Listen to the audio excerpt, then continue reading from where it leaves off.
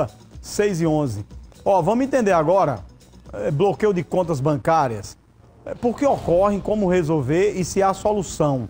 Sobre o assunto, Joana Brito conversou com a advogada Amanda Ono, que é importante demais, porque tem gente que de vez em quando tem um problema na justiça, aí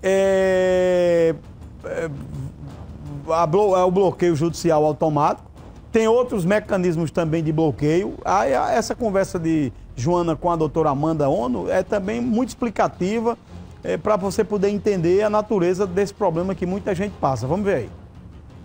Agora a gente fala sobre bloqueios de contas. Muita gente passa por uma situação como essa e que quando acontece não sabe como agir, se é legal, se não é, que atitude tomar. Para esclarecer um pouquinho, trazer entendimento sobre esse tema, a gente conversa a partir de agora com a Amanda Ono, ela que é advogada, está aqui ao meu lado para esclarecer dúvidas. Em primeiro lugar, doutora, em quais circunstâncias o bloqueio de uma conta pode acontecer? Isso é legal? Normalmente, o bloqueio de uma conta bancária ocorre na maioria das vezes em decorrência de uma ordem judicial.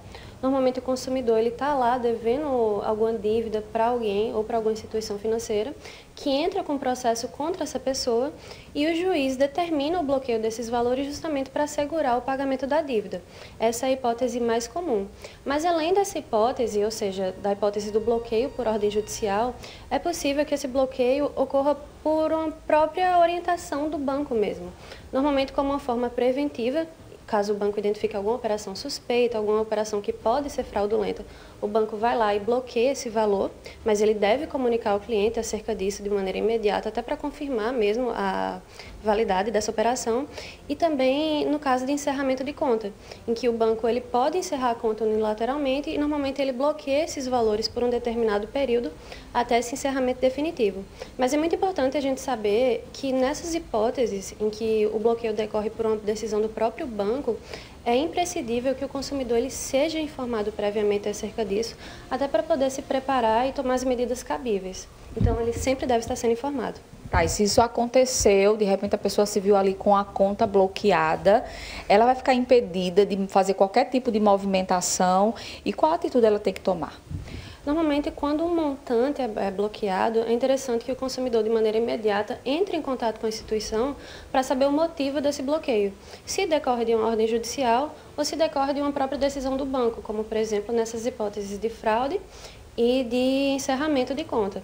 Então, ele deve estar tentando buscar essas informações junto com a instituição para poder tomar as medidas cabíveis em cada caso. Um advogado, por exemplo, pode ajudar numa situação como essa? Exatamente, até porque existem determinados valores que não podem ser bloqueados. Por exemplo, você recebe lá o seu salário na sua conta corrente, tranquilamente, normal. Se você tiver um bloqueio desse valor que venha a afetar a sua própria subsistência, apesar de você até estar devendo algo para alguém, aquele bloqueio não pode estar ocorrendo. Por quê? Porque vai estar afetando a capacidade da pessoa de arcar com as próprias dívidas do dia a dia dela. Então é interessante a gente fazer uma análise individual de cada caso para verificar se aquele bloqueio é legal e atende o que a legislação estabelece. Tá certo, doutora Amanda, muito obrigada pelas informações. É isso aí, a gente espera poder ajudar um pouquinho com essas informações as pessoas que porventura estejam passando por uma situação como essa. Volto com você. Tá aí, orientação muito interessante em relação a essa questão de bloqueio de contas bancárias. 6h15 agora, 6h15 agora.